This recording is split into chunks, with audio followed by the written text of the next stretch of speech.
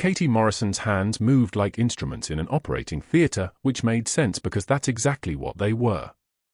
23 years of muscle memory didn't retire just because the uniform came off. She sat at the Nordstrom makeup counter on the third floor of MacArthur Center Mall in Norfolk, matching foundation shades for Mrs. Eleanor Winters, who had requested Katie by name for the past 18 months. Eleanor always came in on Thursdays at 11 a.m., which meant Katie timed her shifts accordingly. The foundation sat in her left palm, Katie's fingers tilting it toward the light with the precision of someone reading vital signs. The tremor that lived in her left hand, the one that started in Baghdad and never left, was invisible when she worked. Movement concealed it. Purpose dissolved it. She'd learned this in the green zone, learned it in trauma bays where shaking hands killed patients, learned it in the art of becoming unremarkable. A nurse with a slight tremor was forgettable. A nurse with rock-solid hands was dangerous. Eleanor's skin was thin, mapped with sun damage and age spots, a landscape that told the story of 86 years lived in Virginia heat. Katie warmed the foundation between her hands for 3 seconds, body temperature made application seamless, less visible, and blended it across Eleanor's jawline with the side of her hand, feathering the edges so there was no demarcation line between covered and uncovered skin. No one taught this in makeup school. They taught it in combat medic training. Seamlessness saved lives. Seamlessness saved faces. Same principle. "You're an artist, dear," Eleanor said, watching herself in the mirror, seeing not just coverage but transformation, the restoration of wholeness. "My granddaughter wants to know if you do lessons." Katie smiled in that measured way that revealed nothing. "I just help people look like themselves again." The fluorescent lights of the Nordstrom counter hummed their constant electronic prayer, a sound so present it became invisible, like the beeping of a ventilator in an ICU. Katie had spent enough time around ventilators to understand that some sounds were the background rhythm of life itself. She wrapped Eleanor's new foundation in tissue paper with deliberate care, the kind of attention most people reserved for things worth money. Eleanor was $70 worth of product. Eleanor was also a person, and people deserved the kind of care that said so. Behind the counter, Katie's black Nordstrom name tag caught the light. Just a name. Just a retail employee. The credentials she'd buried in filing cabinets in Alexandria said something different: Captain Katie Marie Morrison, combat medic, 160th Special Operations Aviation Regiment, attached to Joint Special Operations Command. But those credentials lived in a vault now, and the vault lived in her past, and her past lived in a place called Baghdad that nobody here needed to know about. The uniform was gone. The call sign was gone. The rank was gone. What remained was a woman in a black button-up shirt who could match any skin tone in under 4 minutes and who watched the mall's east corridor through the reflection in the makeup counter mirror with the attentiveness of someone running surveillance on a specific target. That target arrived every Thursday at 2:13 p.m. Thomas Chen moved through the MacArthur Center Mall with the careful deliberation of someone whose body remembered how to be invisible. He walked the same route every visit, past the food court, around the northwest corridor, through the Apple Store window shopping even though he never entered, down toward Restoration Hardware where he would stand for exactly 8 minutes staring at leather furniture he would never buy. Then he would leave. The whole operation took 47 minutes. Katie had timed it across for weeks. 47 minutes, plus or minus 2. That was a man running a security pattern. That was a man who'd learned that predictability was a liability. He carried a folded flag in his right jacket pocket. Not casually. Deliberately. The flag was triangular, the kind they gave you when a soldier didn't come home, when what came home was just a box and ceremonial folds and the unbearable weight of survival. Katie had delivered that flag once, to a woman in Kandahar province whose husband had stepped on an IED. The flag had felt lighter than it should have, which was wrong. Something that heavy shouldn't feel like air. Thomas Chen was a mute veteran according to the paperwork Katie had read in the secure briefing that brought her to this mall 2 years ago. Laryngeal damage from a blast. Permanent. Complete vocal loss. He'd served in the same unit as the operative who died running a black site operation in Baghdad. The operative had carried knowledge. Specific knowledge. The kind of knowledge that made governments nervous enough to assign a protective surveillance asset to his friend, to monitor him quietly, to ensure nobody else was watching him for the wrong reasons. Katie was the wrong kind of right. She was the kind of asset you put inside the target's civilian life, close enough to intervene if the threat materialized. Her eyes tracked Chen through the mirror as he approached the food court. He paused at the Chick-fil-A counter where a 17-year-old in a red polo shirt was assembling a chicken sandwich with impressive speed. That was Marcus. Her son. He didn't know his mother was here. He thought she worked at Nordstrom because she needed the employee discount and wanted to stay connected to people. Both true. Neither the whole truth. The left hand trembled slightly as Katie restocked lipsticks in precise rows, each tube aligned with the one beside it, a grid of color and geometry. The tremor was the IED. The precision was the medic. Both lived in the same hands now. She'd learned to let them coexist. The shaking meant the nerves were still firing, still trying to remember how to work. The precision meant the muscle memory was stronger than the damage. It was almost poetic, the way injury and training balanced each other. Something shifted in the mall's air. The escalator carried Derek Pierce down from the second floor, and Katie felt it the way predators feel a shift in barometric pressure. Pierce was the mall manager, a man whose power lived in a clipboard and a keycard and an unearned conviction that retail authority transferred to actual significance. 48 years old, platinum wedding band from a marriage that stayed together because neither spouse had the energy for divorce, suit that cost more than Katie's monthly rent, the kind of face that had never learned the word no. He descended with the scanning gaze of a man who'd been told once, somewhere in a management seminar, that visibility created accountability. He'd misunderstood. What he'd created was visibility that created tyranny. His eyes moved across the atrium like searchlights. Then they landed on Thomas Chen. There was a moment, just a fragment of time, the space between one breath and the next, where Katie saw the calculation happen. Pierce's eyes registered the folded flag. Registered the careful way Chen moved through the mall's crowded corridors. Registered something that said different, other, wrong. His clipboard lifted like a weapon. His posture straightened. The fluorescent light seemed to brighten in response to whatever decision his brain had just made. Katie's right hand continued restocking. Left hand steady now, the tremor disappearing the way it always did when she needed it to. Training took precedence over injury. Fear took precedence over everything else, and Katie Morrison had learned years ago to use fear the way mechanics use torque, as a force to be applied with exact pressure toward exact purpose. Chen was moving toward the northwest corridor now, the first checkpoint in his security pattern, the place where he paused at the window of a women's clothing store to count the minutes of his departure sequence. Normal. Predictable. Invisible. The kind of invisibility that Derek Pierce had clearly decided was unacceptable. What they didn't know was that Katie had been running her own security pattern for 2 years. What Pierce didn't know was that the woman matching foundation shades at the Nordstrom counter had been trained in tactical assessment, threat evaluation, and protective intervention by the same organization that had trained the operatives he was about to harass. What Chen didn't know was that someone was already moving, already calculating response time, already cataloging the variables that might require her hands to do something other than apply makeup. The room wasn't going to stay quiet for long. And Katie Morrison was already moving toward the place where that quiet would break. The elbow came up fast. Chen's arm caught the pyramid display of Chanel bottles near the food court, and 6 bottles crashed to the tile floor in a cascade of shattered glass and amber liquid. The smell hit first, expensive perfume mixing with the acrid tang of broken glass, a scent that would linger in the atrium for hours. Derek Pierce materialized from between the escalators like a shark sensing blood in the water. His voice echoed through the 3-story mall, sharp and clinical, the kind of precision that made cruelty sound like customer service. You break it, you buy it. Unless welfare doesn't cover designer perfume. He stood over Chen with his clipboard clutched to his chest, his smile thin as a blade. Chen's hands moved toward his communication device.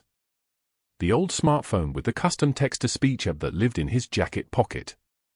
Pierce's eyes tracked the movement like he was watching a suspect reach for a weapon. He snatched it away before Chen could unlock the screen. A charity case playing dress-up soldier. Pierce's words landed like hammer blows, perfectly timed, perfectly enunciated. He held the device up, reading the last typed message aloud in a mocking falsetto, "I served my country with honor." Pierce laughed, the sound bouncing off the marble columns. Anyone can buy a dead man's story. Anyone can pretend. 50 shoppers had formed a circle, their phones already out, recording. Chen's chest rose and fell. He reached for his wallet with deliberate slowness, pulling out the folded flag, creased so many times the cotton had worn thin along the edges. The name was embroidered in silver thread, SGT David Reyes. Chen unfolded it carefully, the way you'd handle something sacred, and pointed to the signature embroidered beneath the name. Pierce's laugh got louder. eBay, my friend. You can buy anything on eBay. A dead soldier's flag, a fake uniform, a story nobody cares about. He stepped closer, invading Chen's space with the confidence of someone who'd never been told no. Show me your military ID. Prove you actually served, Silent Bob. Prove you're not just another con artist we've let into our mall. Chen's hands trembled as he reached for his wallet again. Not from fear. From the effort of restraint. From wanting to speak and having no voice to do it. Katie Morrison stood 30 feet away at her makeup counter, a brush frozen in her right hand midair. Her stare was cold and flat as surgical steel, the kind of stare that came from watching people bleed out in combat zones where mercy was a luxury nobody could afford. She set the brush down with deliberate care. Not fast. Not angry. Just done. At the vending machines near the restrooms, Pierce cornered Chen again. His assistant managers flanked him like sentries, 3 of them in their navy Nordstrom polos, faces locked in that particular expression of people following orders they knew were wrong. You know what you are. Pierce's voice dropped, became almost conversational, which somehow made it worse. A prop.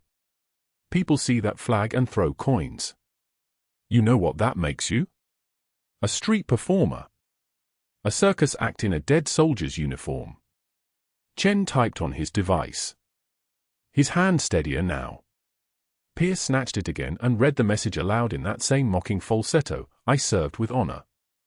My unit lost for men that deployment.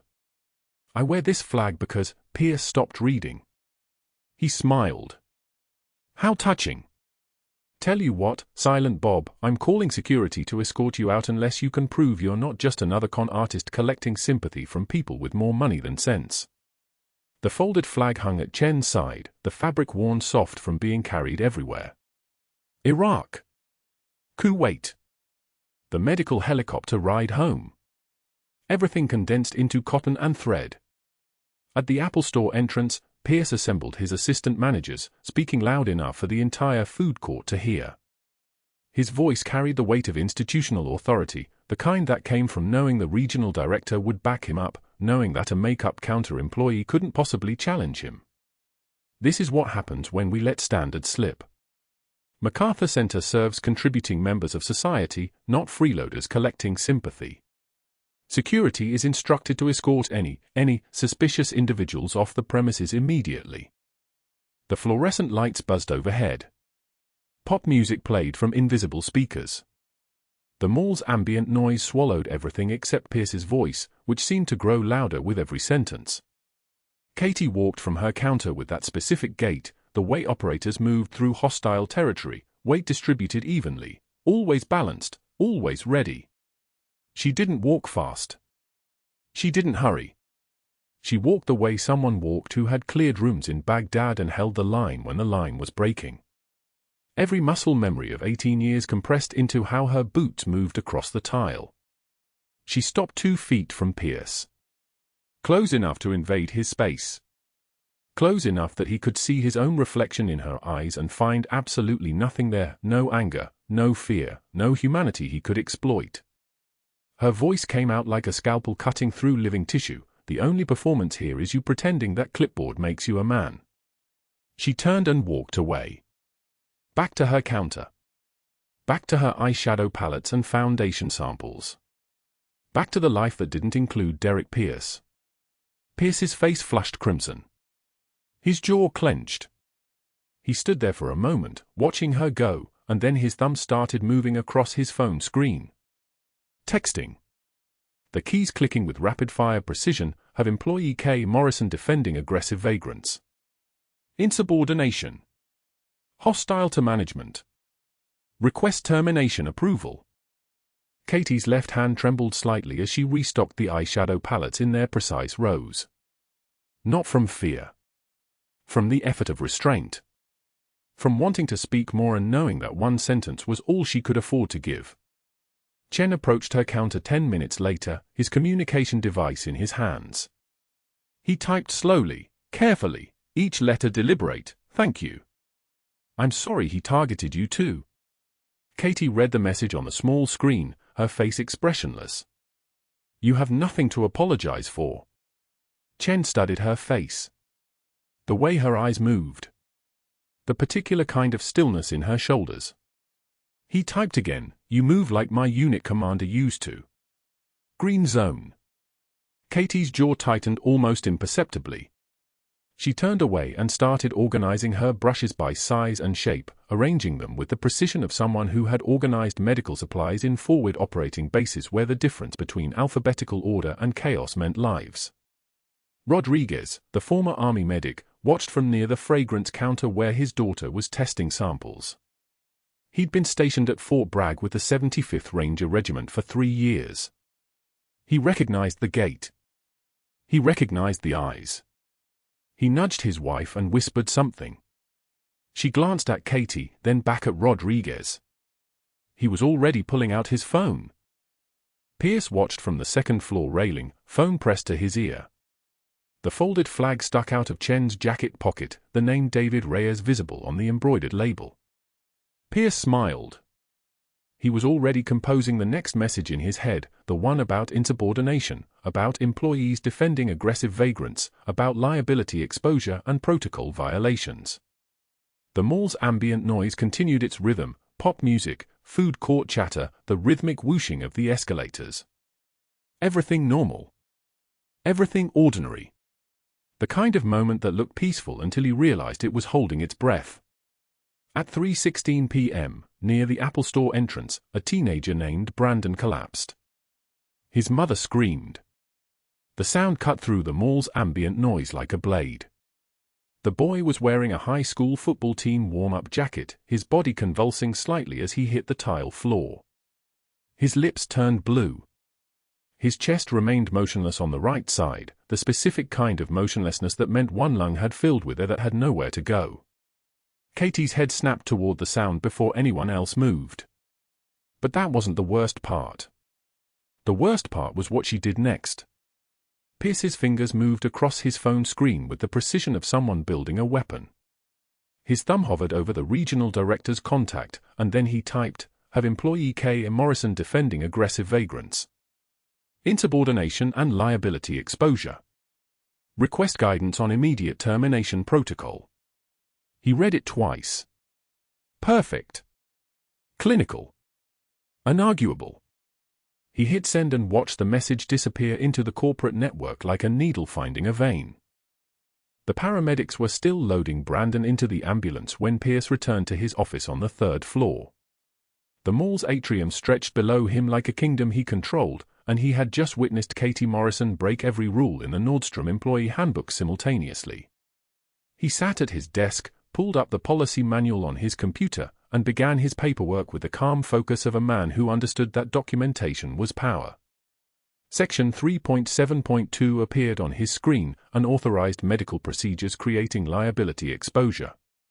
He typed the incident summary with meticulous care, citing Katie's emergency needle insertion between ribs of unknown medical validity and her unauthorized engagement with a customer in medical distress without manager approval or medical licensing documentation on file. The email came back from the regional director within 7 minutes. Incident flagged for legal review. Document everything. Photos of the scene. Any witness statements. We need to establish that the company took immediate action to mitigate liability. Pierce smiled. This was leverage. This was ammunition. He opened his phone and photographed the perfume display that Katie had never touched, the one Thomas Chen had knocked over. He photographed the spot on the floor where Brandon had collapsed, the scuff marks from the paramedics' boots. He photographed the crowd of shoppers standing with their phones down, the aftermath of crisis written in their stunned faces. Then Pierce opened Regulation 12A, employees engaging customers without manager approval in matters of customer care, medical response, or crisis intervention. The language was broad enough to swallow a person whole. He typed another incident report, this one focused on Katie's unsanctioned assumption of medical authority and her failure to immediately notify management of the emergency situation. He documented the timeline with precision. 2:43 p.m. Employee Katie Morrison abandons makeup counter. 2:45 p.m. Employee Katie Morrison performs unauthorized medical intervention. 2:56 p.m. Paramedics arrive. 2:52 p.m. Employee Katie Morrison returns to work without filing incident report, debriefing with management, or demonstrating any acknowledgement of protocol violation. The beauty of the paper fortress was that every brick was legitimate. Nordstrom's policies were real. Regulations existed for reasons: liability protection, corporate structure, risk management. Katie had violated all of them. And Pierce had documented every violation like a man collecting evidence for a prosecution. He would not need to shout. He would not need to threaten. He would simply present the facts to corporate, let the lawyers read the incident reports, and let them do what lawyers always did, find the liability and eliminate it. Katie was at her makeup counter when Pierce came down from his office. She didn't look up. Her hands were moving through the motions of her job, organizing foundation bottles, straightening brushes, wiping mirrors, with the same mechanical precision she had used to save a boy's life 20 minutes earlier.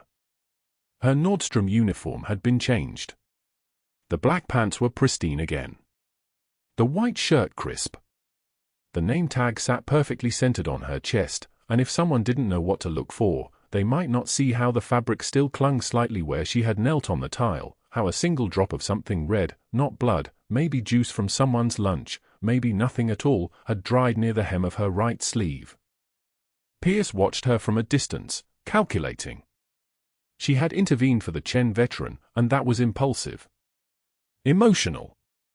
But this, performing emergency medicine on a teenager in front of 36 witnesses, this was something else entirely. This was either reckless abandon or something deeper. Something that suggested Katie Morrison didn't care about the rules because she operated under a different authority. He had seen that kind of confidence before, usually in military personnel. He filed that observation away. It might be useful. The real question was whether Katie understood what she had done. Not the needle decompression, clearly she knew how to do that. The question was whether she understood that she had exposed herself, that she had stepped out of the invisible role she had been playing, that the mask was cracked now and the light was starting to show through. Katie felt his stare before she looked up. When she did, her eyes met his with the flat, distant expression of someone who had already calculated the cost of her actions and decided the cost was acceptable. She didn't flinch. She didn't look away first.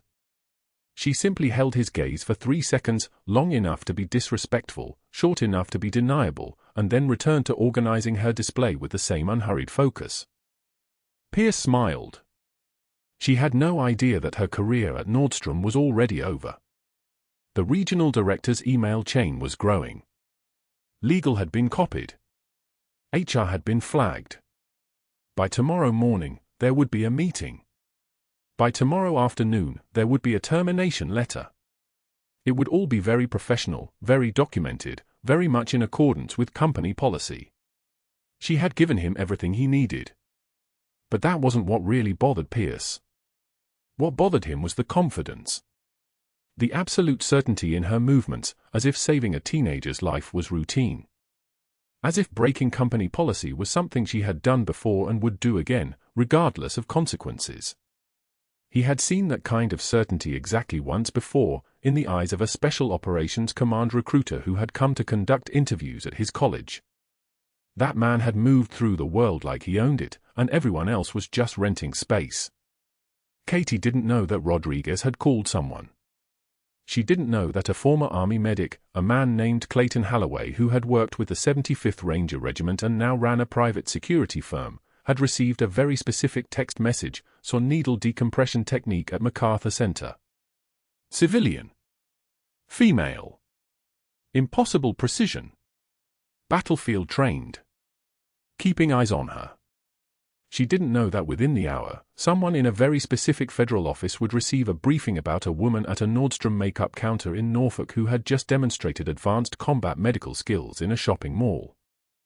The mall's fluorescent lights buzzed overhead like a swarm of insects, and Katie moved through her shift with the calm of someone who had already survived much worse than Derek Pierce could ever understand.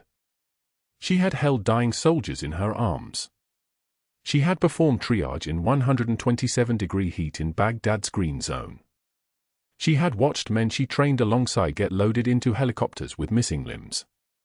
An angry manager with a clipboard was not a threat. He was barely even a distraction. But her mission was becoming a problem. Thomas Chen, the mute veteran with the folded flag, was supposed to be a simple observation assignment. Monitor his patterns. Note who he spoke to. Watch for any sign that his knowledge of the black site in Fallujah was becoming a liability. Keep him safe without him knowing he was being protected. That had been the mission when she took the Nordstrom job 6 months ago. It had been a simple assignment. Then Derek Pierce had decided to mock him in public, and Katie's composure had cracked just enough to reveal the warrior underneath. And now, minutes later, she had saved a teenager in front of witnesses, and her cover, the careful, invisible cover that had taken months to construct, was beginning to fray like old fabric. The phone in her pocket buzzed. A text from an unknown number, eyes on target confirmed. Well done at Apple Store. Stand by. Captain Katie Morrison didn't respond. She simply deleted the message and returned to her work, her hand steady as surgical steel, her mind already 3 moves ahead of Derek Pierce's slow, methodical calculations. He was building a paper fortress. She was playing chess. And he still had no idea who he was standing next to. The teenager went down near the Apple Store like someone had cut his strings. His name was Brandon. He was 17. He didn't make a sound when the seizure dropped him face-first toward the tile floor, but the impact was loud enough, that wet crack that means bone hitting surface at velocity. His mother screamed. Then his lips turned blue. The crowd froze. Phones came out. Someone yelled for security. Someone else dialed 911, their voice trembling through the phone like they were reporting a bomb. 15 seconds passed. Brandon's chest heaved once, twice, then nothing. The right side of his rib cage didn't move. His mouth opened and closed like a fish suffocating in air. His fingernails were already turning purple. Tension pneumothorax. Collapsed lung compressing the heart. He had maybe 3 minutes before cardiac arrest. Katie heard it from the makeup counter, not the screaming, but the absence of breathing underneath it. That hollow gasp that means air has nowhere to go. She was holding a brush applicator, color-matching foundation for Mrs. Chen, who came in every Thursday at 2 p.m. like clockwork. Without a word, Katie set the brush down. Without hesitation, she kicked off her black Nordstrom heels, left one landing near the clinic display, right one sliding under a bench, and moved. Muscle memory took over. She didn't run. She moved with the terrifying fluid precision of someone who had done this before, in places where the screaming was worse. Through the crowd. Down the mall corridor. The fluorescent lights above hummed their indifferent electric drone. Her footsteps were the only sound that mattered. The crowd parted. People filming. Someone saying, "Is anyone a doctor?" Someone else, "Call an ambulance." The ambulance was already coming, she could hear the siren 6 blocks out, Doppler shifting as it cut through Norfolk traffic. But sirens took time. Minutes. Brandon had maybe one of those left. Katie dropped to her knees beside him. The tile was cold and sticky from spilled something, soda, maybe, or the residue of 1,000 mall dinners. She didn't notice. Her hands were already assessing chest mechanics, breath sounds, the way his left side rose and fell while the right side was absolutely still. She could see the jugular veins distending in his neck, the pale color spreading across his face like a tide. "Move back," she said. Her voice had changed. Not louder, quieter, actually. But the kind of quiet that made people listen. A woman, Brandon's mother, probably, grabbed her arm. "What are you doing? He needs a doctor. He needs air. Now move." Katie's hands found the spot. Second intercostal space. Midclavicular line. Just below the collarbone where the pneumothorax air had accumulated, where it was compressing everything like a fist inside his chest cavity.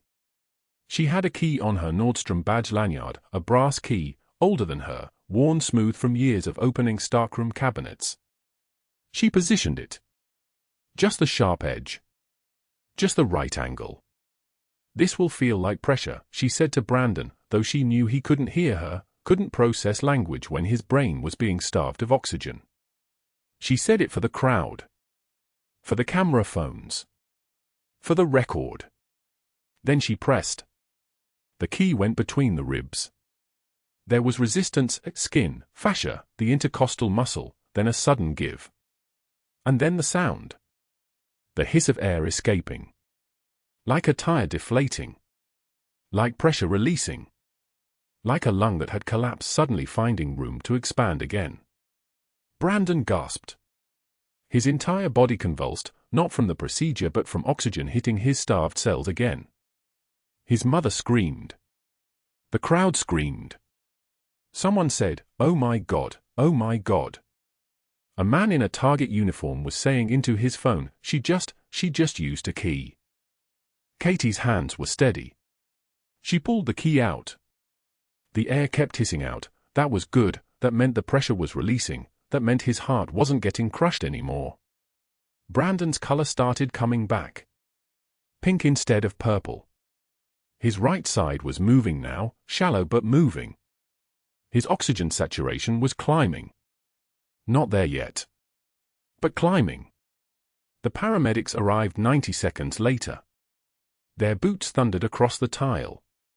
They had a proper decompression needle, proper equipment, protocols and permissions and liability insurance. They ran the assessment in 30 seconds flat. One of them looked at Katie and said, "What did you do?" "Needle decompression. Emergency." He was crashing. The first paramedic, a woman with grey streaked through her hair and the calm competence of someone who had done this 100 times, he nodded. Just once. A gesture of recognition. Military-grade recognition. The kind of nod that says, "I know what you did and I know how you knew to do it." They loaded Brandon onto the stretcher. His mother was crying, thanking Katie, grabbing her hand.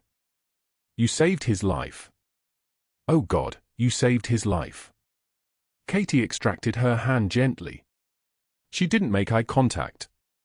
She was already walking backward, already disappearing back into the crowd as the paramedics moved toward the ambulance bay.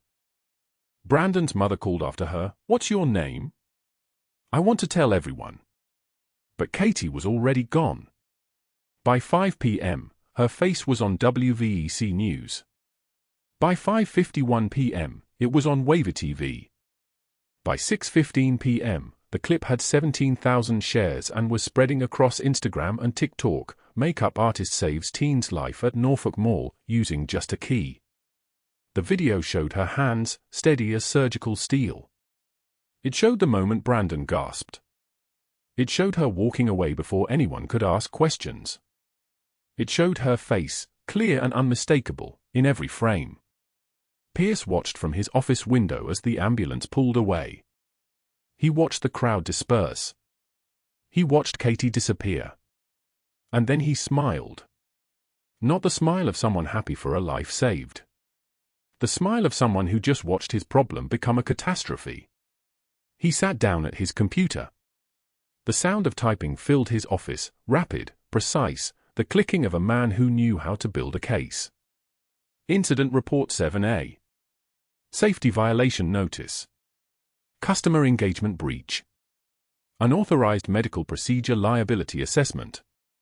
Corporate Policy Violation 3.7.2. Employees shall not perform emergency medical procedures without manager authorization or risk liability exposure to Nordstrom Corporate.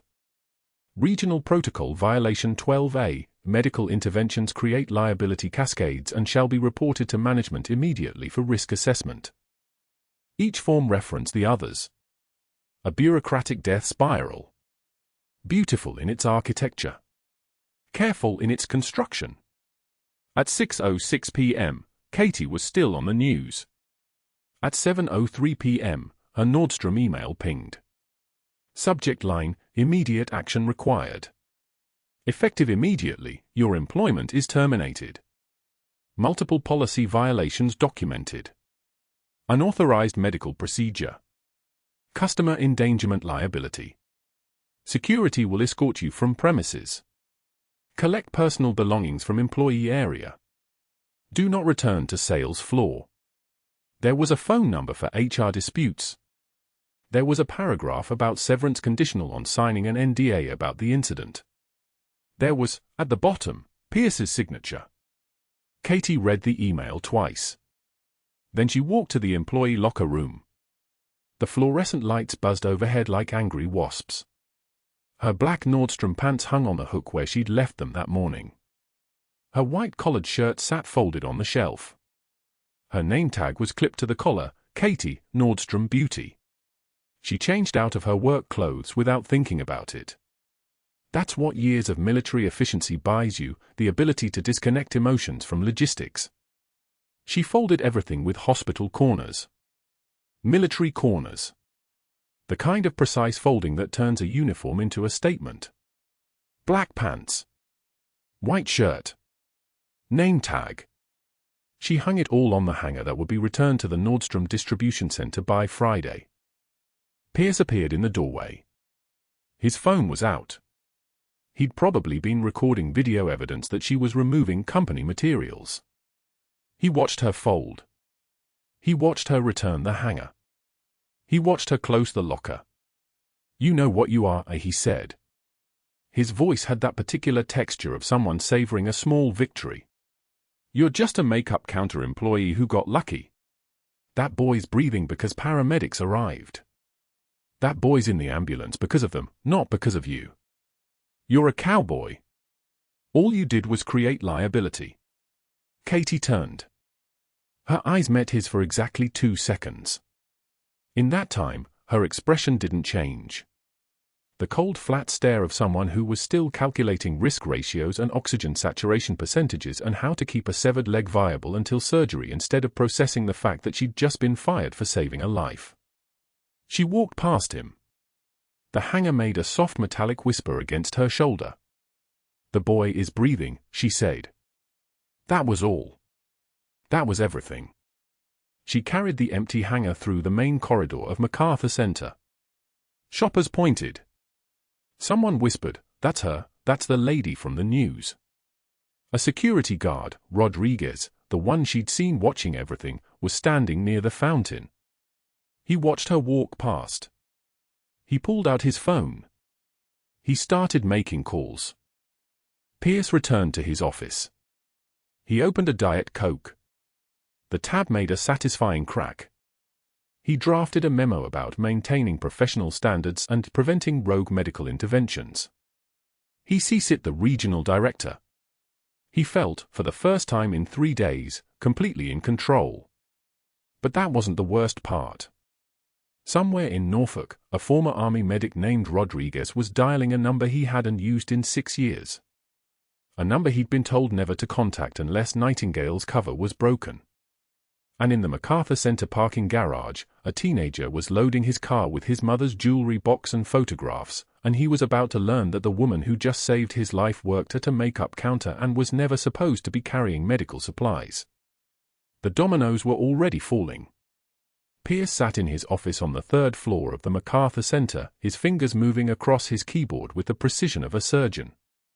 Incident Report 2847B. He typed slowly, deliberately, each word a brick in a wall he was building to bury Katie Morrison. Employee Katie Morrison, makeup counter associate, performed unauthorized medical procedures on a minor without parental consent, without medical licensure, without manager approval, in direct violation of Corporate Policy 3.7.2 and Federal Regulation 12A regarding employee liability exposure. His voice was flat, clinical, the voice of a man who had already won. He pulled up the security footage from the Apple Store entrance. There she was, the needle gleaming in her hand, the teenager's chest heaving as air poured out of a collapsed lung. He screenshotted it, cropped it, emailed it to the regional director with a subject line that made his pulse quicken: urgent, Nordstrom employee engaged in unauthorized medical practice, legal exposure. The email was 8 pages. He'd spent 40 minutes on it. Each sentence was another nail in her coffin. But that wasn't the worst part. That wasn't even close. Pierce opened a second browser tab. Local news. National news. Reddit threads with 50,000 comments. There she was. Katie Morrison. Her face on every screen, her name in every headline: makeup counter worker saves teen's life. The video from Brandon's mother had 8.7 million views on TikTok. News crews had staked out the mall. A helicopter news van had landed in the parking lot. And the comments, thousands of comments, were calling her a hero, a saint, an angel. Someone had dug up her full name. Someone else had cross-referenced it. A thread on I Justice Served had pieced together fragments: she looks military trained. That needle technique, that's battlefield medicine. 73,000 upvotes. 2,000 replies. Someone had posted a photo of her walking. Just her gait. Her posture. The way she moved through the atrium with the fluid, economical precision of someone who had moved through places much more dangerous than a shopping mall. Another commenter had replied, that Special Forces movement. I know that walk. I learned it at Bennying. 2,000 upvotes on that single reply. Katie's undercover status was hemorrhaging in real time. Pierce pulled up his email drafts. There was a conversation chain with the Nordstrom legal team from 3 hours ago. We understand she was performing first aid, but the legal liability remains. We need to terminate her immediately to demonstrate our commitment to protocol compliance. The regional director had agreed. The regional director who'd been waiting for an excuse, who'd never liked Katie anyway, who saw her as a liability. Pierce had handed him a grenade with a timer on it, and the regional director had simply nodded and walked it to the edge of the building. All Pierce had to do now was watch it fall. The thing Pierce didn't know, the thing nobody in the mall knew except for 3 people in a Pentagon office in Arlington, was that Katie's face circulating on social media had just triggered an emergency protocol at JSOC Task Force 121. Her cover, maintained for 4 years while she monitored Thomas Chen at the MacArthur Center, had just been blown to pieces. Chen wasn't just a mute veteran. Chen was a retired operative who'd worked a classified operation in Baghdad's Green Zone, and he'd been a target ever since he'd carried evidence of a black site out of the country. Katie had been assigned to him in the guise of a makeup counter worker, the perfect cover, the perfect distance, the perfect angle. She came and went. She noticed things. She remembered faces. She could move through the mall without standing out because who pays attention to the woman at the makeup counter? Nobody. That was the entire point. Except now everybody was paying attention. Pierce had no idea that his victory email, the one he'd sent to the regional director with the 8-page legal justification, was about to become an exhibit in a federal obstruction investigation. He didn't know that Katie's exposure had triggered a Pentagon response team mobilization. He didn't know that a 2-star general had called the Nordstrom corporate office demanding a meeting. He thought he was protecting his company. He thought he was enforcing policy. He thought he was finally getting rid of the mousy nurse who'd made him look foolish in front of Chen and the crowd. What he was actually doing was destroying an active federal surveillance operation. At 4:53 p.m. on a Thursday, Pierce printed out the termination paperwork. It was 12 pages. He read through it once, slowly, savoring each word like it was wine. Employee Katie Morrison is hereby terminated from her position at the MacArthur Center Nordstrom effective immediately.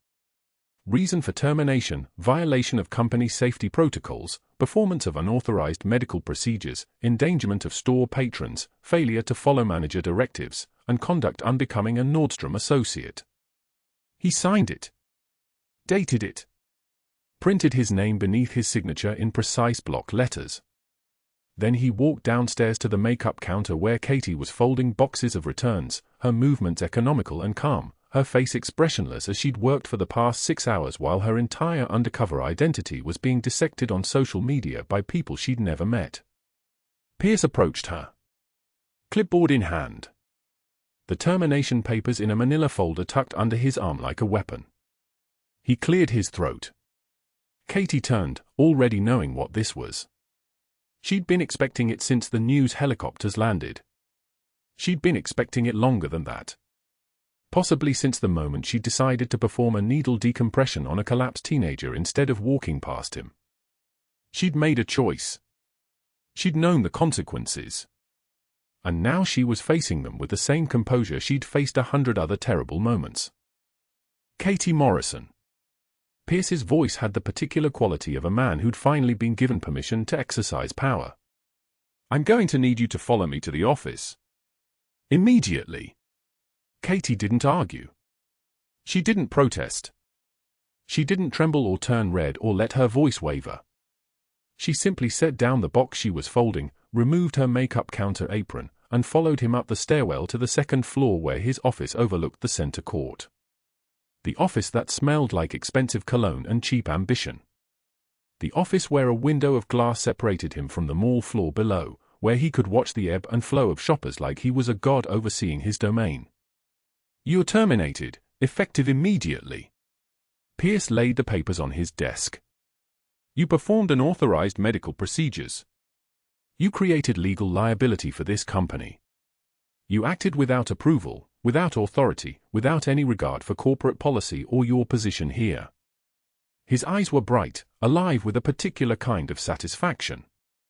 "You're lucky we're not pressing charges. You're lucky we're not suing you personally for damages. You should be grateful that Nordstrom is handling this with any degree of professional courtesy." He slid the paperwork toward her. "Clean out your locker. I want your uniform, your keys, your badge. You have 30 minutes. Katie picked up the termination papers. "Read them once. Set them back down. The teenager is alive." Her voice was level, conversational.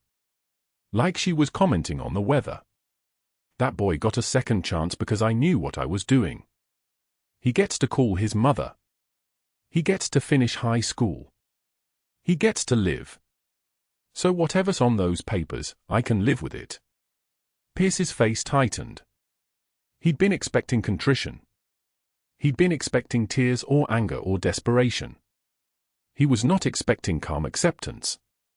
He was not expecting her to look at him with eyes that seemed to regard him the way a physician might regard a patient who'd made a poor life choice. It unsettled him in ways he didn't have language for. Katie walked to the employee lockers in the back corridor. The fluorescent lights hummed their artificial hymn, casting everything in a pale, institutional glow. She opened locker 847, the same locker she'd been assigned for years ago. On the shelf sat her uniform, carefully folded. Black pants. White button-up shirt. The Nordstrom tag still attached, pristine, waiting. She pulled down the pants. Held them for a moment. They were just fabric.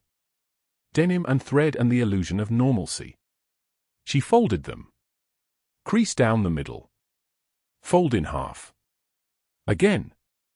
The white shirt came next. Collar first. Sleeves. The careful precision of someone who'd learned to fold field uniforms in darkness, who'd folded body bags in conditions that didn't allow for hesitation. Through the glass panel of the employee break room, she could see Pierce standing at his office window on the floor above, watching her fold her uniform. His silhouette was perfectly framed by the glass. He was savoring this. She could see it in the way he stood, the way he tilted his head, the way his mouth had curved up at the corners in something that almost resembled a smile but lacked any actual warmth. He thought he'd won.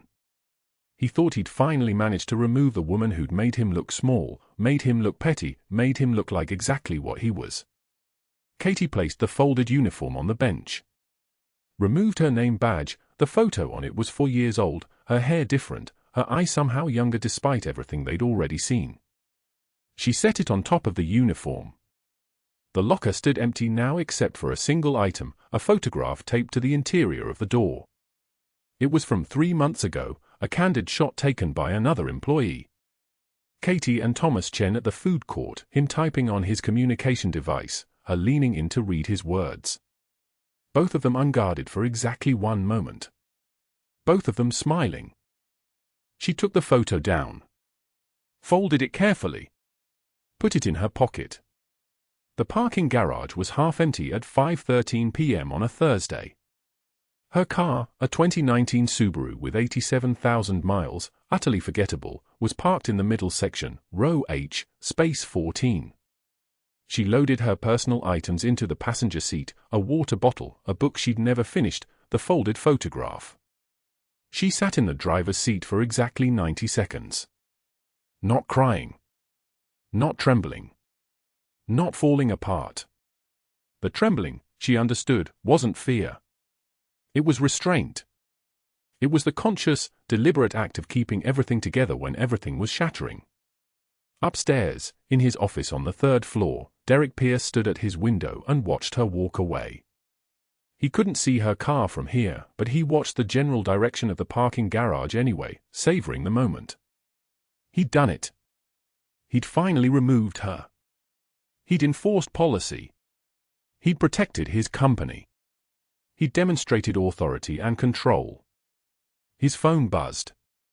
A text from the regional director, good work on the Morrison situation. Her exposure was a disaster. Better she's terminated now before corporate has to issue a statement. Pierce smiled. Type back, already handled. She's gone as of 5 p.m. He sent the message.